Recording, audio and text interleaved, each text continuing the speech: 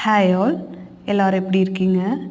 இன்றைக்கி காலையில் வாக்கிங் போயிட்டு வரப்ப இந்த கிழங்கு லில்லி பூவை பார்த்தேன்.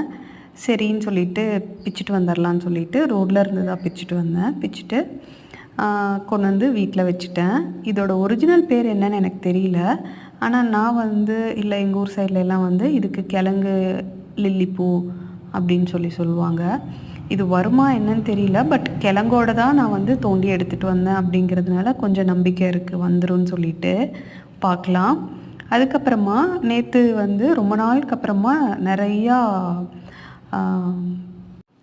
செண்பகப்பூ கிடச்சிது. நான் காலேஜ் படிக்கிற டைம்லலாம் என்னோடய அக்கா வீட்டில் இந்த பூ ஒயிட் கலர்லேயும் இந்த கலர்லேயும் நிறையா இருக்கும். நான் நிறையா பூ காலேஜ்க்கு வச்சுட்டு போவேன். ரொம்ப நாளுக்கு அப்புறமா கிடைச்சதுனால நேற்று வாங்கிட்டு வந்திருந்தாங்க. அதை நானும் தலைக்கு வச்சுட்டு மிச்சத்தை சாமிக்கு வச்சிட்டோம். அப்புறமா சரி பிவிஆர் வரைக்கும் நிறைய கூட்டிகிட்டு அவுட்டிங் போகலான்னு சொல்லிட்டு போயிட்டு சாய்கிங்ஸில் சதீஷ் டீ குடித்தாங்க. நானும் நிறையும் பன் பட்டர் ஜாமும் மினி சமோசாவும் சாப்பிட்டோம்.